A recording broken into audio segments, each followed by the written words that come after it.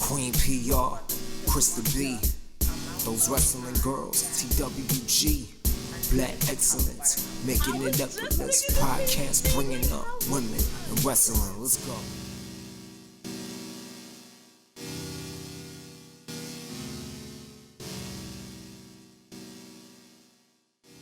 Hey everybody, what's up? We're back. It's your favorite girls, those wrestling girls. It's your girl Krista B and Queen P.R. And we missed y'all. So for the one time, we just want to sit here and wish everybody a happy new year. Don't come for us. We know that the Happy New Year expiration date has come and gone, but whatever. Don't come for us. It's our first episode back. Right. So Happy New Year, Happy New Year, and that's it. How you been, girl? I've been good. I have been good. I'm very excited for the new year. I'm very excited for my birthday next week. This week, technically. Well, recording this will be next week. Mondays. When it's out, it's this week. Yes, when it comes out on Monday, it'll be this week. So either way, we're still celebrating. Exactly. So yeah, I'm excited. Last year, this time, I was sick with COVID. So I didn't know what the fuck was going to happen back then. So this year, it's I'm in such a better place and I'm just really excited. So I am celebrating almost every weekend this month. I'm it started last night. Listen, cheers to you, baby. Cheers to you. I started with happy hour drinks with my coworkers yesterday. And it's gonna continue with a part. Yeah, so it's Royal Rumble month. So it's Royal Rumble month. It's your favorite pay-per-view. My favorite pay-per-view, and it's our new season. And TWG is taking over Texas for Rumble. How could we not? For Rumble, yes. How could we not? And then officially, we would be went to all the big four. So I mean, there's debate about Survivor Series these days, but for us, that's the debate about Survivor Series. A lot of people didn't consider it a big four anymore because it got kind of dry. Well, after them putting War Games into it, I think it kind of revived itself. 100%. So I'm really excited about that. And I want to go to Raw 30 in Philly. So it's like a month. It's like a perfect storm. That whole weekend. Let's start from the 20th, right? This press conference that Wilkins is having. Okay. Mm-hmm. Yes. And if you're not going to be at Legends, I don't know if they're live streaming it or whatever, but we are live streaming it on Twitch and YouTube. Well, we will be at Legends because why not? And then the 21st, that's Saturday. Mm-hmm. We're going to be at the first match of 2023 at 185 Ellery Street. I can't think of the name right now. But we will definitely be there to support everybody that's going on, that's happening. Battle Club Pro? Yes, Battle Club Pro. Sunday, we get a little tiny, small break. And then Monday, we're in Philly for Raw 30. Yeah, and then it's Rumble. So then the following week is Rumble. We're kicking off the year strong. That's what I love. New episodes every other Monday. You will see. Follow us on Twitter. We are this close to 10K, and it's bothering me that we have not gotten there yet. So if you are not following us on Twitter, please do. It's gonna get popping again. So make sure you're following us and engage with us. Let me check the numbers on Twitter right now. Yes, we're 50 off. How are we? We're just 50? What the fuck? By the recording of this episode, we have 9,943 followers on Twitter. Get us to 10K. Come on. It's ridiculous. But another reason why you should follow us on Twitter is we are going to start dominating the spaces. Yes. We are going to be live. Krista B was live recently with the morning after or of, I don't even know. I think it was of, but everything is starting to merge again. Right. When Mercedes Monet made her debut. So we went on spaces and it was such a great experience. And it's a really fun way to connect because our majority of our community is on Twitter, and that's always been our most popular platform. So I think bringing spaces there is going to be so fun, and we love engaging with you guys. So make sure you follow us. And then we've been popping on Twitch as well. No, our Twitch is twitching. Okay. Twitching, and we're loving it. Shout out to our team, CRISPA, CONTRERAS, Brian, Justin, Ciendo. Like, we have really been having fun on Twitch every Wednesday. Fan club Friday sounds off, and I had an idea. I want to start streaming our episodes like every Friday, like our whole catalog. So there's a lot going on. So you really make sure you keep up with those wrestling girls. There's a lot happening.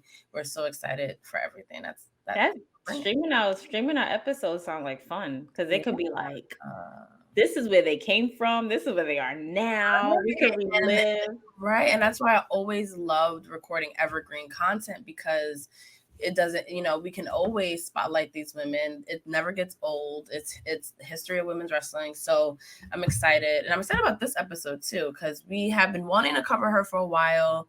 And we are finally going to be able to. We're absolutely going to be able to cover her, because a lot has happened. A lot has transpired from when we first was trying to get her onto this show. Yes. Things was just kind of pushed back, and it didn't work out the way that it was supposed to. But everything happens for a reason. But we're not going to tell you that reason until after this break. Hey, what's up, y'all? It's your girl, Krista B, one half of those wrestling girls, and we hope that you're enjoying this current episode that we have for you. I had to come in here and interject and plug ourselves real quick. We want to tell you about our merch exclusively on foryourwear.com. That's right, For Your Wear has all of those wrestling girls merch that you want and need, not only for yourself, but for your friends, your family, and your loved ones. We have t-shirts, we have hoodies, we have tank tops. So please go over to foryourwear.com to make sure you get those exclusive merch, those exclusive deals, and tell them that TWG sent you.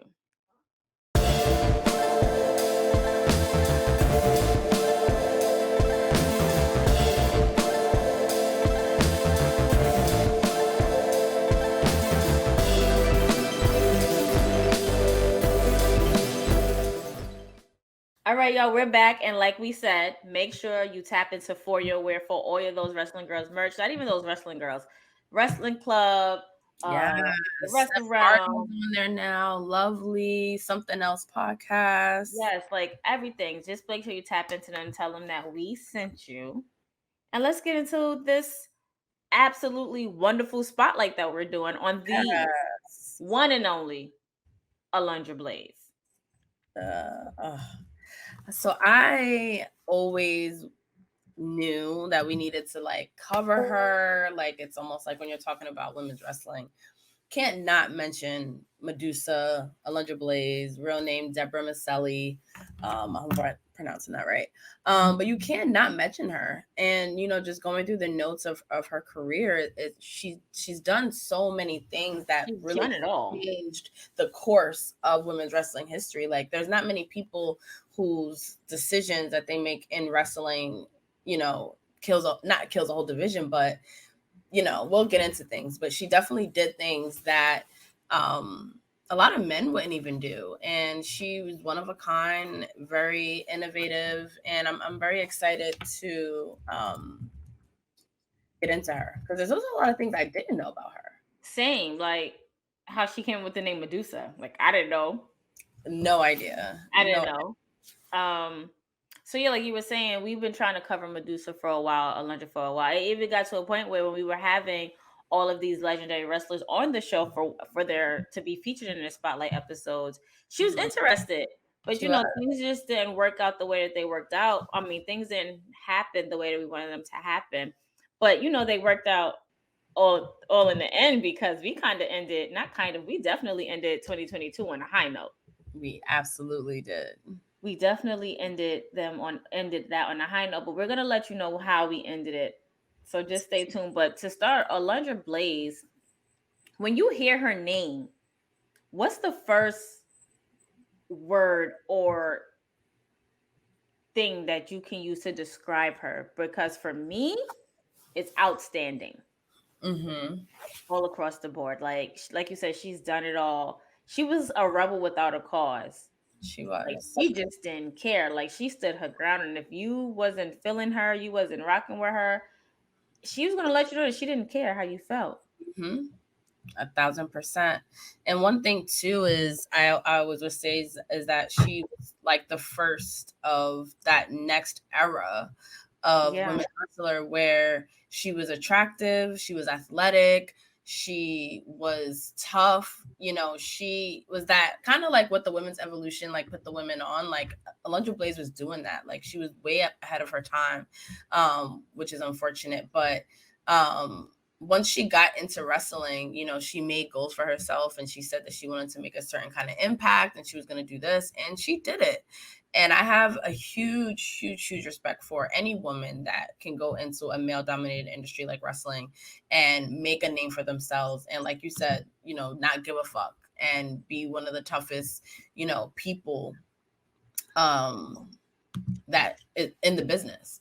That's a fact. And before she even became a wrestler, you know, like when you watch these documentaries or these docuseries about what your favorite wrestlers used to be or thought they could be or whatever. Like when I was doing the research on her, she was in gymnastics.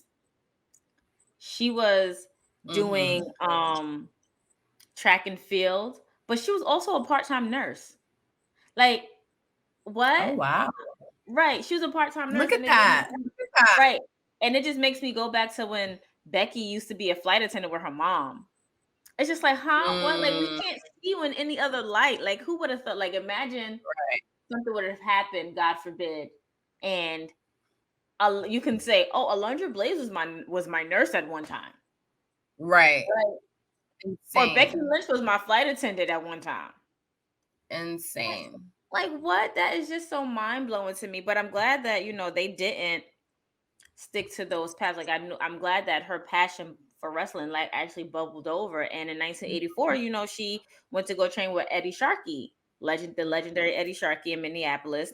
And then she began working on the independent circuit and just making $5 a match. Like you have to, I talk about it all the time because my godbrother's a wrestler and, you know, we're friends with them, obviously, a lot of wrestlers on the indie scene. And you have to love wrestling. You cannot go into this just like, you know, a little hobby because you're going to get paid not a lot of money. And the fact that she got paid, you put her body on the line for $5 a match. You know, even in 1984, that wasn't even a lot of money. Okay. Like, what? Good thing she was a fucking nurse. Right. Part-time at that. You know, let me go get this cool you know, nursing check real quick. Myself while I'm following my wrestling dreams. Right. And then from training with Eddie Sharkey, in 1986, she began, you know, wrestling in AWA, which is a American Wrestling Association, where she had her very first feud with another legend, the late and great Sherry Martel. Love Sherry Martel. Yes, we love Sherry Martel on here. We Sherry stands. And then she ended up winning the AWA Women's Championship in 1987. She had Mr. Perfect near her side. Oh. No. And then from wrestling for $5 a match, and now she's champion. Now she's champion, right? Like what? And then also while she was in AWA, she began managing Mr. Perfect. Ooh, I love little like nuggets like that, you know, like legends, working with legends. And it's so crazy because it's like we grew up watching these legends one way or another, one shape, form, and fashion. Like, yeah, we grew up in an Attitude Era, but at the same time, a lot of these legends came back. You know, like 2001 or 2, Mr. Perfect came back. And I'm like, what the fuck is this?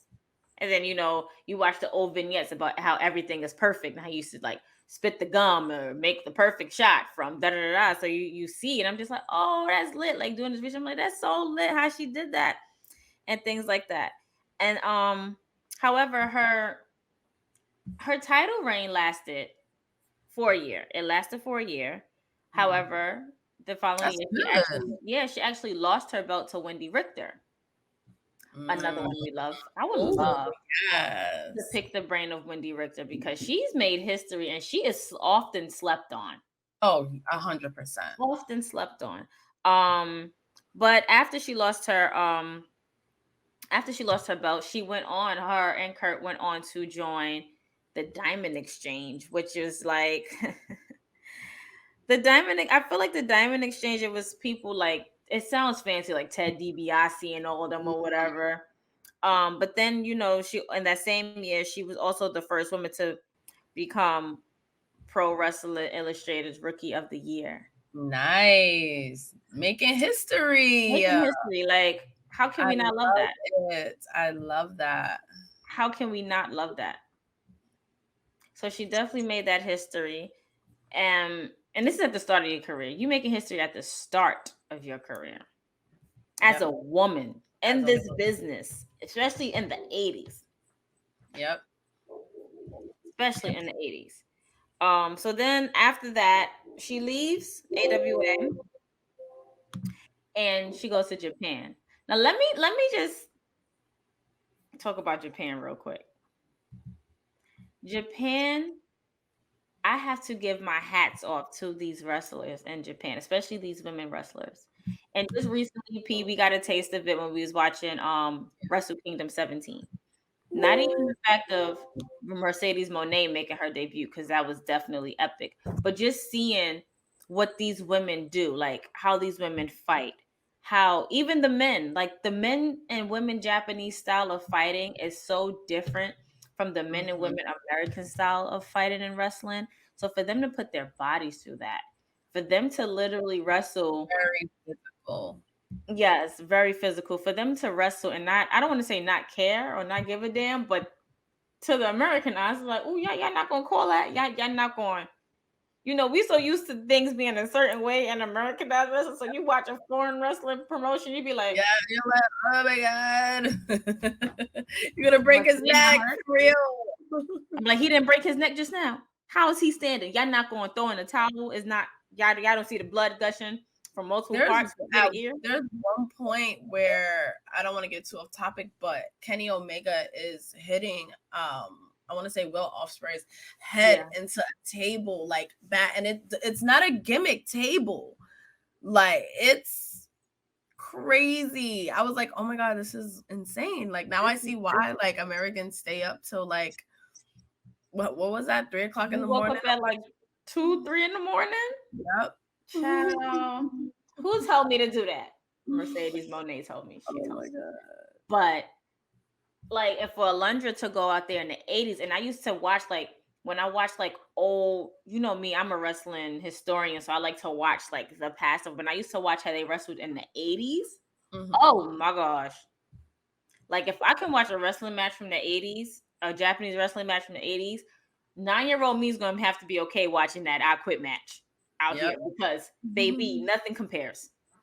Nothing compares to it. So for a woman like Alundra to go over to Japan and to wrestle, and she will go on to become the IWA Women's Champion.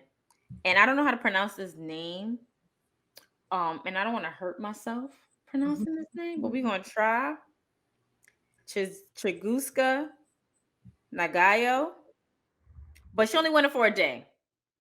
She was only champion for a day. Either way, it still counts. Still counts. She still got that Japanese title under her. She still got that Japanese title under her belt, okay? And then after that, she became the first non-Japanese wrestler to sign a 3-year deal with all women. Yeah, I'm sorry. That is like, just like what we said, like in Japan, wrestling is very revered. It's taken very seriously. And the fact that a woman, a non-Japanese woman, was able to go out there and impress and make an impression to the point where they signed her to a 3-year deal, which has never, ever been done. So again, more history that Alundra Blayze is, or at this point, Madusa is making. Right. And a little fact, like I said earlier, like we didn't know how Madusa got her name, right? So Madusa's name actually means, although it's crazy because she wasn't born here, it's a spin off of Made in the USA. Although she was born in Italy. Oh, I like that. I never knew that. I was like, oh, Oh, okay. Never, ever. Makes That is so sense. cool. Makes sense. But back to her career, her time in Japanese wrestling, she would go on to have a feud with Luna. R.I.P. Luna. Love our Luna Vachon. Check Yes, out our we love episode her. on her. Yes, I'm gonna say we definitely have an episode on her. And they would have a hair versus hair tag team match. Madusa and her tag team partner at the time, Eddie Gilbert, would go against Luna and Cactus Jack. And if you don't know who Cactus Jack is, y'all, he's just like popping up. She's worked with everyone already. It hasn't even got into WWF yet. Nope, not at all. And Luna and Eddie will win. I'm sorry, Madusa and Eddie will win. So Luna would had cut her hair. I guess this is where that illustrious famous haircut comes in now, where she's like shaved on one side. You know, it's crazy. P, move over for those of you who are watching, because P has a famous Luna haircut on her wall. Yeah. Okay, and I feel like, remember how people were starting to bring that haircut back, like with the hair. Luna did it first. She did it first. Luna did it first. We're gonna put respect on her name. She did it first. Yes, love putting respect on Luna's name. So it's like, as I'm noticing, like every wrestling promotion Madusa was in, they were very short. Like, although it seems long, it's also very short. Like 3 years in AWA, 3 years in All Japan Women's Pro, and then she comes to 2 years in All Women's Pro. Then she comes to WCW for the first time. Now, I didn't know that she had more than one stint in WCW. Mm-hmm. I didn't know that until I was doing the research on her. I was just like, damn, wait. Because I'm doing the research. I'm like, hold on. I thought she dropped the belt in the garbage can later on. Never knew, you know? It was there first. It was there first. Yeah, she actually went to go help Paul E. Dangerously, a.k.a. Paul Heyman, as we know and love him today. Yeah, look at that. Oh, my gosh. R.I.P. Rick Rude. R.I.P. And they're still good friends, Alundra and Paul Heyman. Mm-hmm. He has a huge respect for her. There's always a place in her wrestling career when, you know, Paul Heyman always speaks very, very highly of her. So I love their dynamic. But yeah, she was that's her with the Dangerous Alliance. Yes, Dangerous Alliance, where she played valet to Rick Rude, and she went to help Paulie Dangerous. Of course, that stint didn't last long. I got another one for you. Come on, Stunning Steve. Was that Stunning Steve at the time? That I want to say yes. No, Ringmaster was Eric Bischoff. Eric Bischoff, but Alundra is a fox in this picture. She is, and that's one thing I will say. She always looked good. Yeah. I did read something where she had took time off at one point to get some cosmetic surgery. She might have got a boob job, and I don't know if it's true. I feel like that's irrelevant. But I think she always she brought that. She was like the hot girl that could actually wrestle, right? Which is dope. So it didn't last long, but we love how she was valets to these legends who would go back into WWF at the time and then, come back or whatever. But yeah, for her to help kick off WCW to make it to what it was, mm-hmm.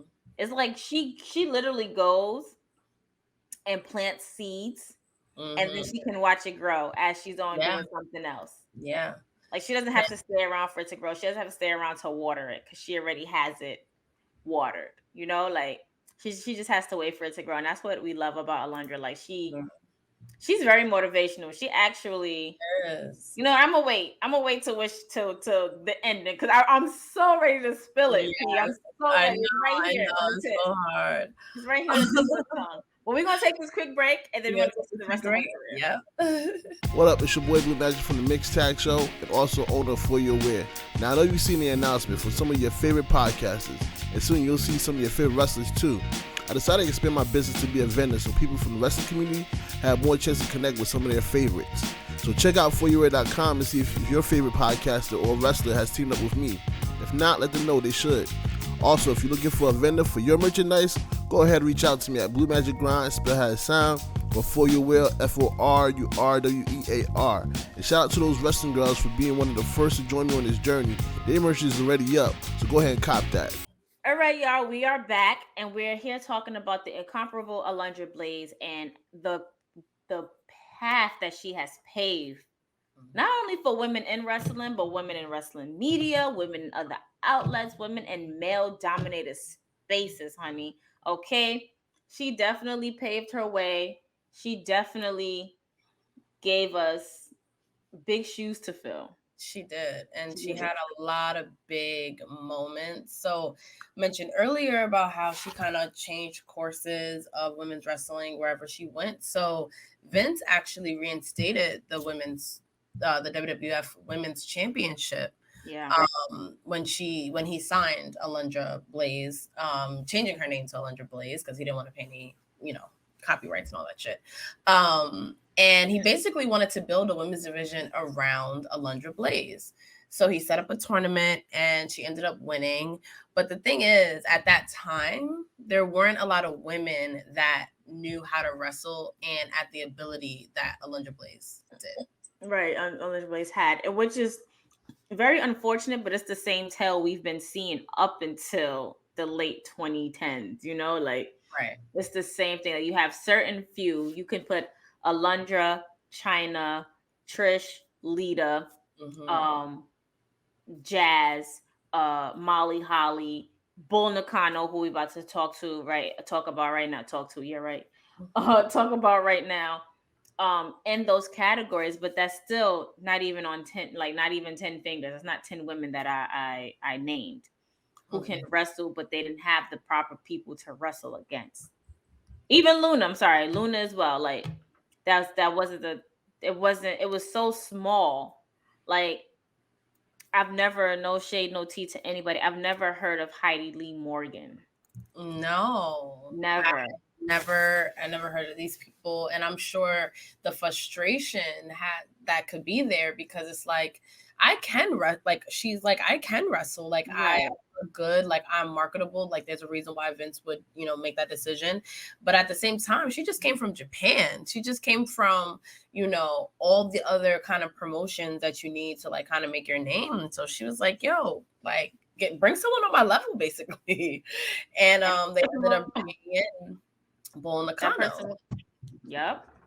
And Bull Nakano, she was a beast. Her name spoke for herself. Bull, yes, it meant yes, she was a beast, the legend, in and out the ring. So she would win. Bull Nakano got signed to WWF in 1994. Yep. And she would have her feud with Alundra Blayze. And I feel like I want to go back and actually revisit this feud. I need to figure out where to visit it. I'm probably Peacock, I'm pretty sure, if it's up there. So I need to know the exact date Bull decided to make her debut. So I really want to go back and revisit this feud because I feel like we need an episode on Bull Nakano too. It's no way we cannot have a episode on her. And she defeated Nakano at SummerSlam. Yeah. However, on November 20th, she would lose her belt, and they were in Japan.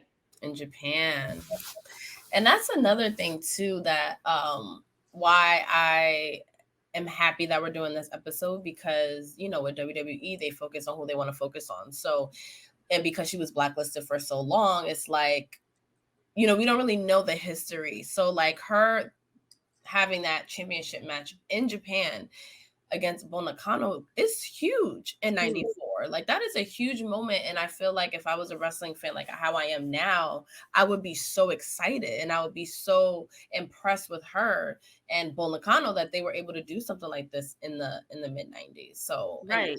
Everyone looks back on that feud. I need to. I'm definitely gonna watch it and be like, Pete, yo, we started something over here because baby. But as I'm talking to you and I'm looking at these names that we've never heard of, I just came up with a dope idea that we should do spotlights on these hidden gems. Heidi Lee Morgan, Bertha Faye. I've never heard of Bertha Faye either. But that was another feud that Alundra Blayze had. Another person that Alundra Blayze was in a feud with. Sorry, y'all. It's been a while. It's been a while. So let me brush up on my recording skills. Okay, so bear with me. It's been a minute, P. It's been a little minute, but we back.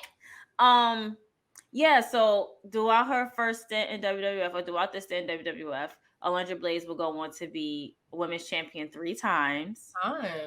Pretty So good. 3 times, pretty good, especially for a woman. Right. And I like when there's a healthy amount of like back and forth. Mm-hmm. I don't like quick title reigns, but I do like if there's a competitive feud that it, so I do like that she wasn't just like champion and then they kind of fed everyone to her. Like she had an interesting feud with Bull Nakano, Bertha Faye, them exchanging the titles back and forth. So it, you can get invested. Of course, it's the 90s, it's women's wrestling. It's never going to get the spotlight it truly deserves. But I do love, Alundra Blayze took what she was given and she ran with it. Yeah, she did run with it. Yeah, have Survivor Series matches and all that sort of stuff. So she definitely made a name. She made an impact. She was only in WWF for 2 years. They ended up releasing her from her contract due to financial reasons. During this time was like the steroid trials. Business was, bad, and it would later go on to change the direction of the company. But unfortunately, the women's division suffered.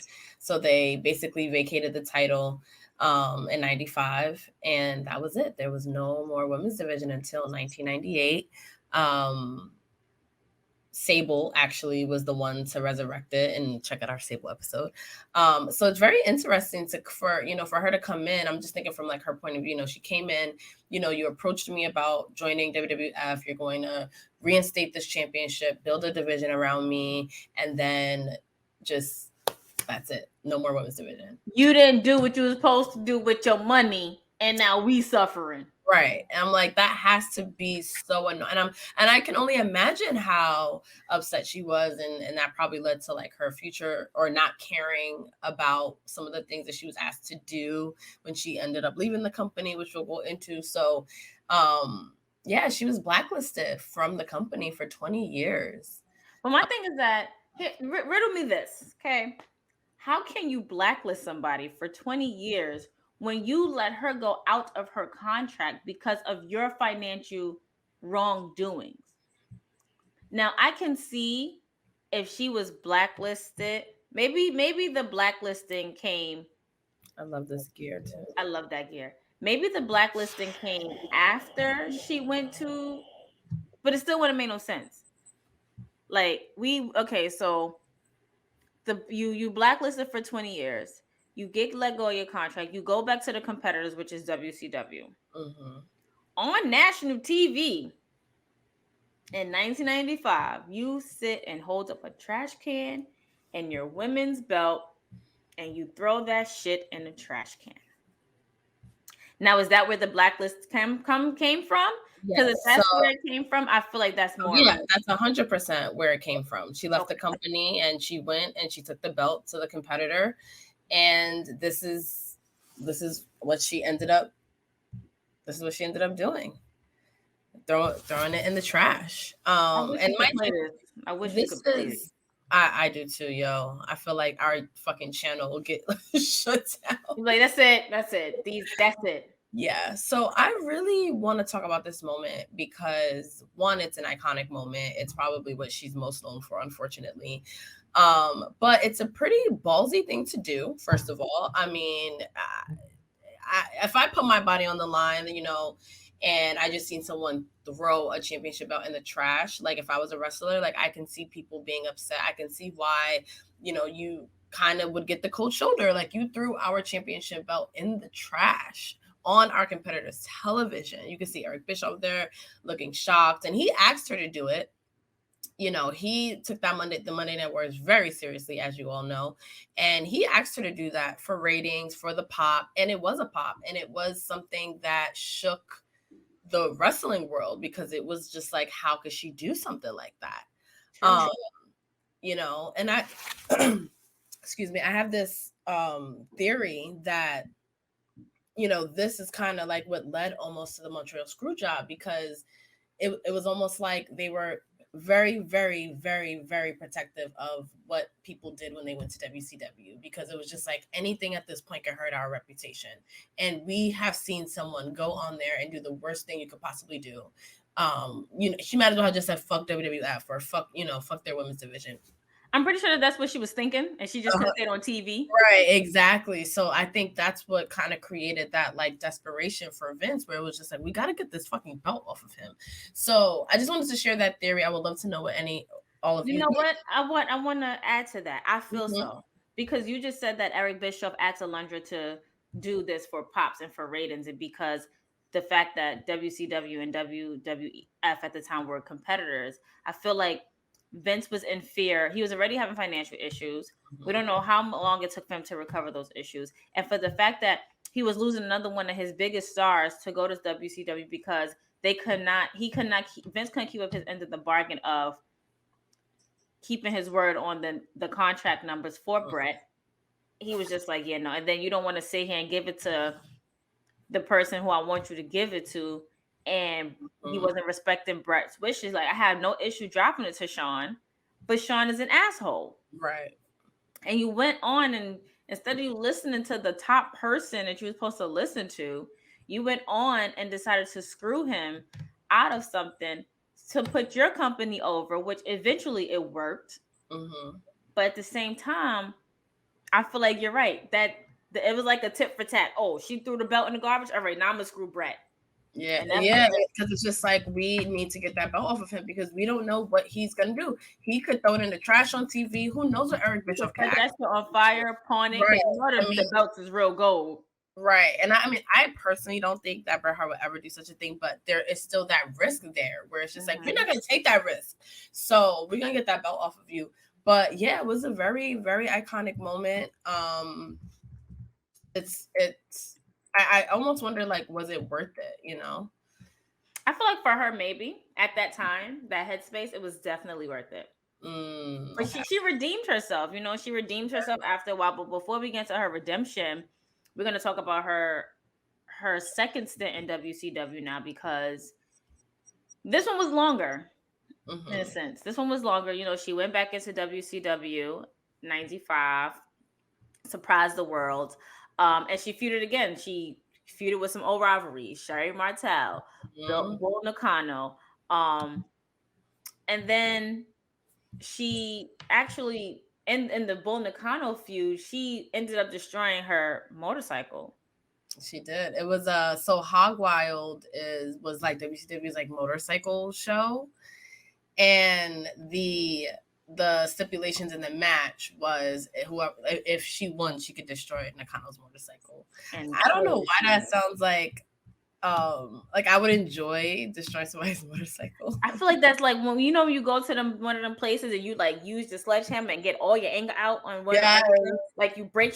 That's what that was. That's what that was. Yep, like she wasn't really. I feel like she wasn't envisioning Bull Nakano's motorcycle. She was like envisioning WWF as a whole and destroying the motherfucker. Like throwing the belt in the trash can was not enough. Right. He was getting that stress out. And for some reason, you said Hog Wild, and I thought of the movie Wild Hogs. I promise you, not to get off topic, but that is one of the most low-key, funniest movies I've ever seen in my life.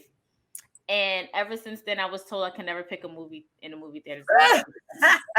I mean, that's like I was in there cracking up, okay? Tears down my face. All of my friends was like, "What? That's not even funny to me. It's funny to me. Let me live my life. All that matters, girl. It's funny to me. Like, let me be great." But yeah, so Madusa again establishing championships, establishing WCW Women's Championship. She said, for the history, build a division around me. Like that's what she was, that bitch. Exactly. But she ended up losing at Starrcade on December 29th. Shout out to one of my besties, DeRay, because that's her birthday. To Akira Hukutu. Please, I'm sorry, I'm trying over here with the names. In the finals tournament at Starrcade. Yep. So this is like one thing I never understood about her second run in WCW where it was like, I feel like she was always losing. I feel like you brought her in such a like dynamic way, throwing the trash can. Obviously, it got a lot of buzz and stuff like that. And then like she feuded with Sherry Martel like right after that, and then like lost their first match. And then now like it's like she's just like losing. Like it's just a pattern. It's a pattern that Bischoff had. Yeah. Watching Ric Flair's documentary, they did that with him too. When Ric Flair came back and left WWE or WWF at the time and went to WCW, they made him lose. Look at Bret Hart. They made Bret Hart lose.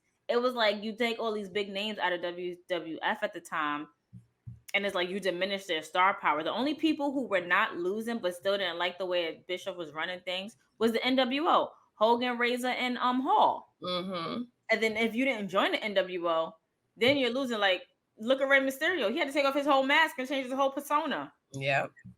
To get somewhere, and it really went nowhere. Like, people know you for this. Like, if you know you're true to this, let them stay to this. That was Bischoff's pattern. Yeah. And it came back to bite him in the ass later. Like, he regretted a lot of things. Like, that part where he did that with Ric Flair, I felt bad for Ric Flair.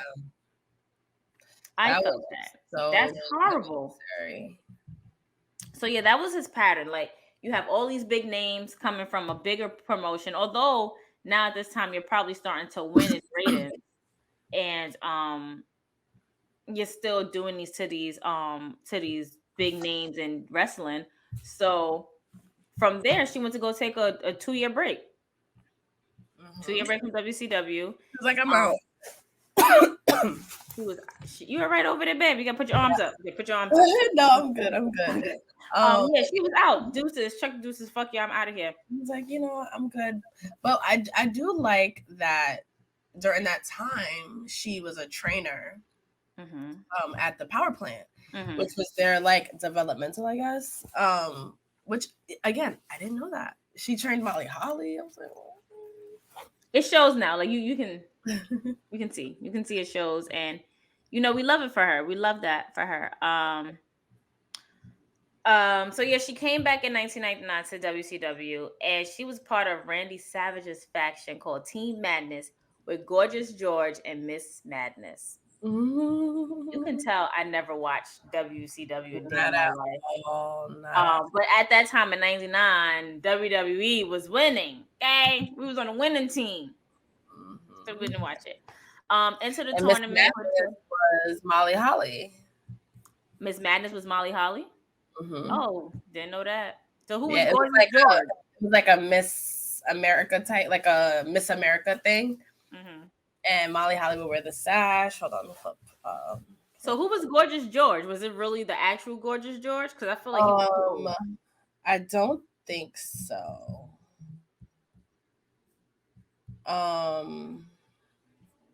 Yeah, no, I don't think so. But yeah, it was different. She definitely wore more revealing clothing. She was definitely about the cleavage when she was in WCW that second time, which was interesting because it was a lot of the things that she kind of like spoke out against. But she was out. She was out there in WCW, but she continued to make history. She did. Like, we just got to put her name as Alundra History Making Blayze, aka Madusa. That's it. Because Gorgeous George is a female. Oh, okay. Yeah, she was the other woman in the faction.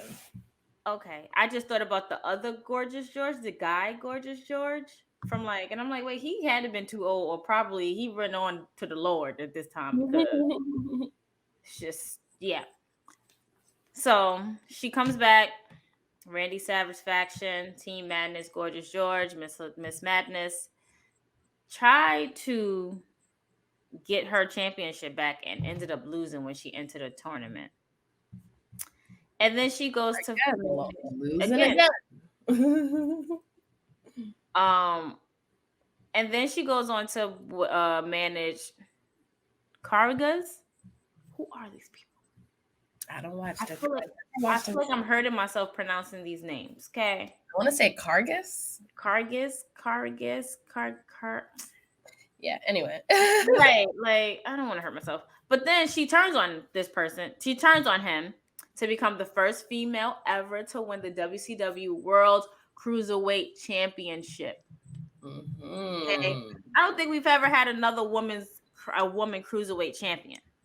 Jacqueline. Oh yes, Jacqueline. Recent times. No, I don't think we have one since. No, we haven't. No, so she's definitely the first woman, and if there's any woman, I think in WCW that could believably be a cruiserweight champion, it would be Alundra Blayze or Madusa now. Oh, Madusa, yeah. So from that, she went to go develop a rivalry with Oklahoma. And they had an evening gown match on WCW Thunder on January 12th. The day after your birthday, P. Yep. And another thing that I'm sure she was not happy to do, and probably why that was her last time on TV for a while, or I think that might have been her last time on TV.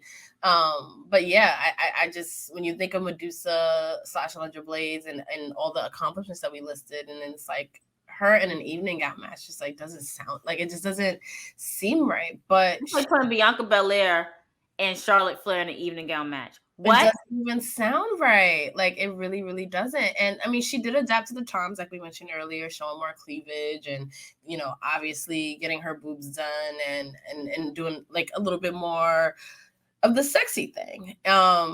But she definitely wasn't about that. Like, when she heard that like Vince was gonna take over WCW and about it, she left because she was saying how she didn't, you know, and you know what the Attitude Era was like, fucked us up.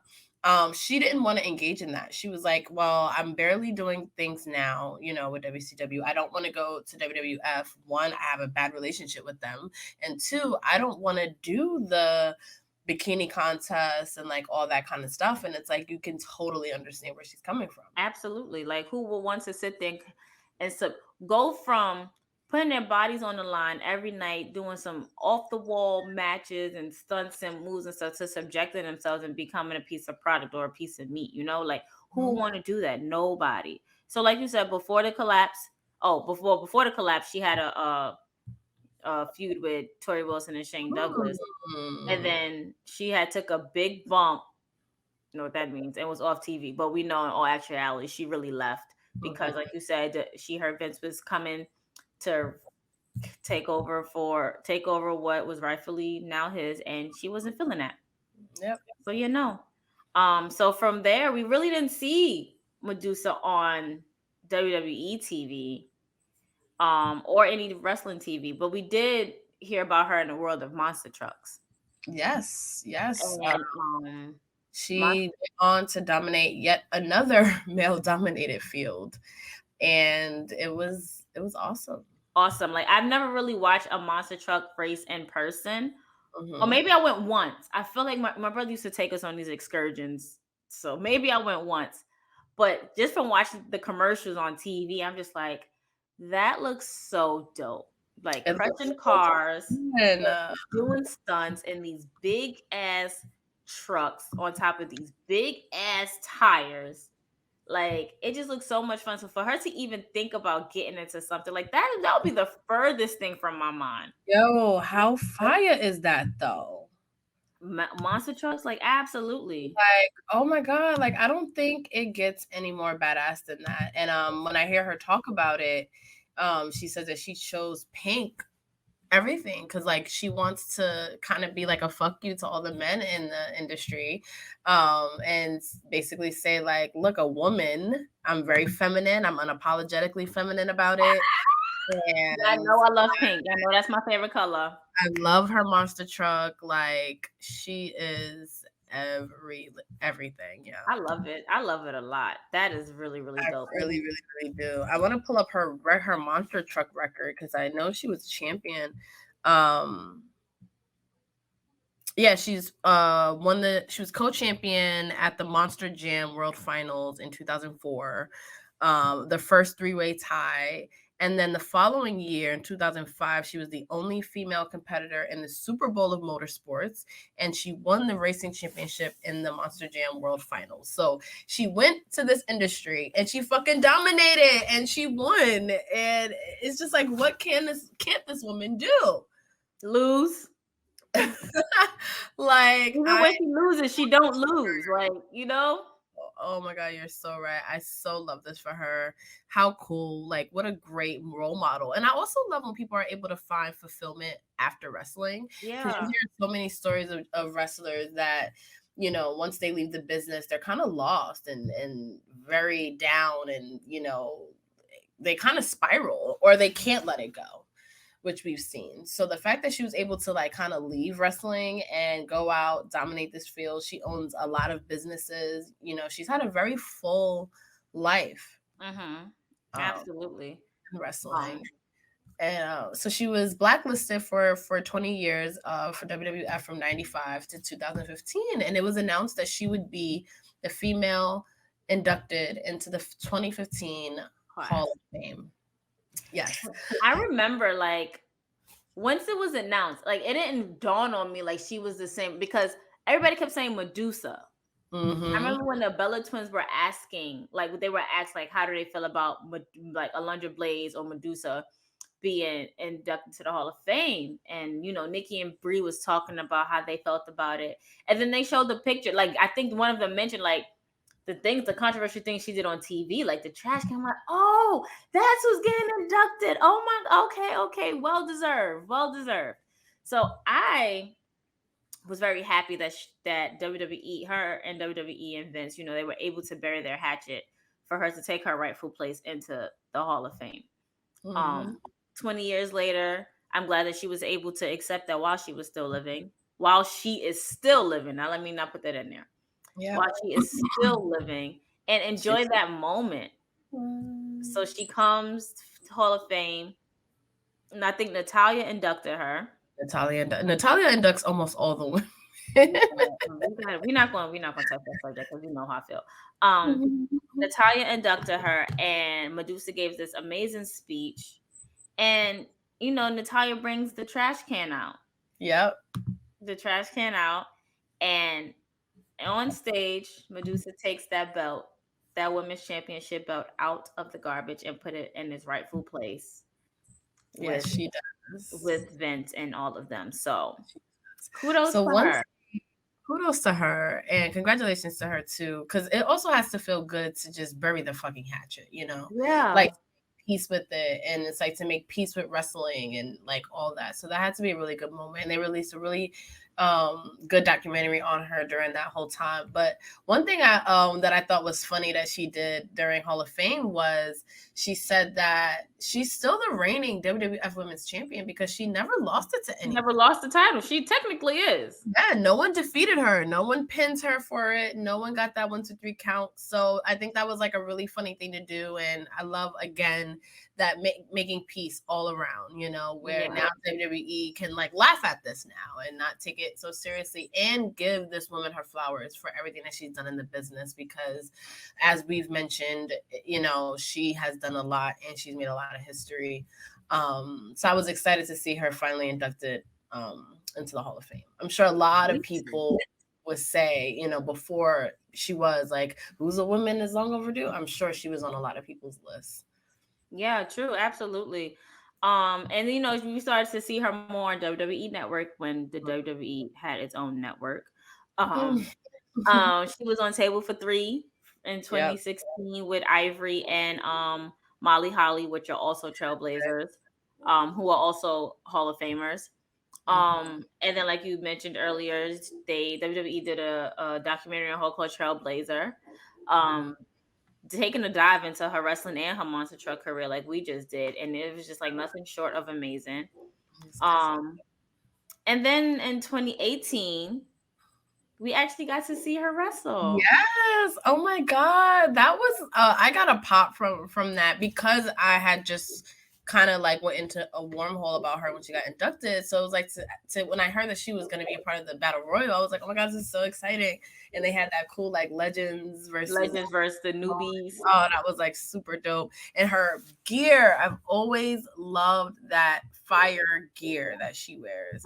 And she did like a modern version with like this cape. It was absolutely beautiful. It was really, really dope. So I feel like, and then in 2019, so we got to see her. She was eliminated by Nia Jax, though.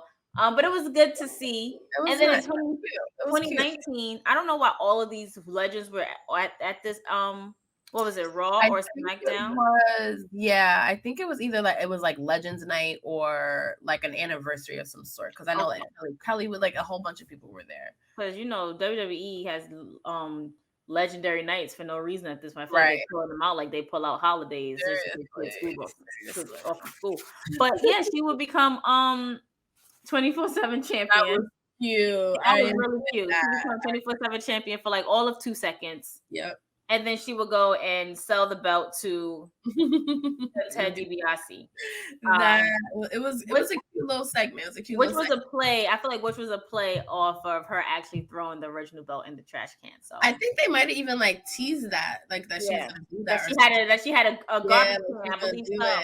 Yeah, I was like, yeah, that's yeah, it was cute, and I like when they bring the legends back for stuff like that, especially Alundra Blayze, because again, she was blacklisted, and if you don't know, you don't know, because WWE didn't really, they don't talk about her like they do Trish and Lita. So it's like, it's good for her fans to see her, come back.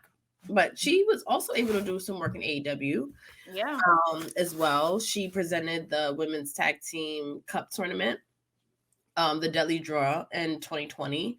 And it was, I think, again, it's great. It's putting her in front of new audiences. It's a gift to her fans. And when you're doing something historic for the a women's division, and you want to bring in a heavy hitter, Alundra Blayze, she's a pretty good person to do it. Absolutely. And then she was also able she appeared in NXT last year as well. So yeah, and that doesn't happen, these days, where people, go back and forth, like, oh, well, no, maybe like Eric Bischoff has, but it is cool to see her getting acknowledged on like all these different platforms. Absolutely. So we talked about her wrestling career. We talked about her being inducted to the Hall of Fame. Mm-hmm. Can I spill it now? Can I say it now? Hall of Fame. WWE's Hall of Fame, because, baby, can I say it now? Can I say it? Okay, great. So, like I said earlier in the show, we ended the year off big, major. Those wrestling girls, and shout out to the production team, I should say, although it makes it sound so weird, but that's what we were that day. Yep. Shout out to Brian, Christina, Justin, and Sandal. We were asked to cover the very first all women's Hall of Fame in South Philly, in the old WCW, in the old ECW building. Yes. And we had a chance to actually finally interview Alundra Blayze. Yes. She was an inductee along with Jazz and Luna. They all received their flowers that day. They were all inducted into the Hall of Fame. And it's funny too, because before, like, we was kind of nervous to walk up to her. Mm-hmm. So I guess she saw me from y'all know me, I like to wear my lashes. My lashes be lashing. And she was just like, oh my God, I love your lashes. So I was like, oh my God, thank you. So I was like, hey P, y'all know I'm usually the one to be outspoken and go up to people. I was like, hey P, because you started this relationship with her via email, you go talk to her. You go. She's like, okay. And listen, P, I'm proud of you. You was not nervous about it around nobody. You did that. Yeah. So so we were able to cover the very first Women's Wrestling Hall of Fame. And it was great to be in like such an iconic building to do something like that. And of course you're gonna induct Madusa. Shout out to the other inductees. But yeah, I was like, hey, Alundra, because she wanted to be on the show. So we were supposed to do this spotlight years ago. And because she was in contact with us about being on the show, we kind of was like, you know what, let's hold off, because we might actually be able to have her on. And like Krista B mentioned earlier, it didn't really work out. And she recognized the brand when we approached her to interview her. And she's very excited for us to interview her. She talked about the Hall of Fame. She talked about women's wrestling. And it was a very inspiring conversation as well. It was. And for her to recognize us for all that we do, and for her to say it, you guys, it just means so much when you have a legend like that. And not even just her, the multiple legends that literally came to us and was literally giving us words of encouragement. We had Ron Simmons literally give us hugs and kisses. It was just like, I'm so proud of you. Continue to do what you're doing. Continue to pave the way. And literally that will forever sit with me. Like, I feel like I want to cry right now talking about it, but that will forever sit with me. And I can say that we were told this by Ron Simmons, aka Farouk. Okay. Yep. But we have a special treat for you guys. We're gonna actually let you watch our interview with Alundra Blayze, because she dropped some gems off in our hearts, and we know that she's gonna drop those same gems off into your hearts. So as we end this, I just want to say, P, thank you for actually like letting me know and letting us know like we had this opportunity, being connected to the creator. Shout out to Chris, who actually created this thing. Chris and what's the woman's name? I forget her name. Heidi for actually creating this thing. Oh my gosh, wait a minute. Was that the same Heidi that Alundra had the feud with? I don't know. Oh my gosh. If it is, we met her, so I know who she is now. It's definitely possible. But yes, stay tuned for videos and follow Post Wrestling, and you'll get the recap. But yeah, it was an amazing experience. And talking to Alundra Blayze, you're really gonna enjoy this episode. You're really gonna enjoy it, so please watch it. Please make sure you follow us everywhere, Those Wrestling Girls. Make sure you tune into our Twitch, our Instagram, our Facebook, our Patreon, our YouTube, our Twitter, our Facebook. Everything. It's like, what else don't we have? I feel like I forgot something, but thank you for being a part of this episode with us. We love you all. And on that note, it's your girl Krista B and Queen PR, and we're out of here. Bye.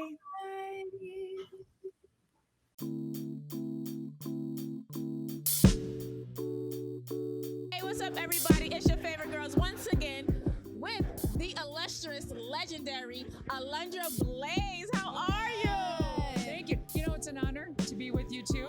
I've watched and I've seen and I hear and I listen, and congratulations. And by the way, you don't need no man to tell you where you need to. Girls, you can stand your own. Thank you. Absolutely. We're all about taking up our space, and we take up our space in this podcast realm, in this podcast world. But we mirror that off of the space that you took up when you were in WWE and WCW and in Monster Truck. So how do you feel?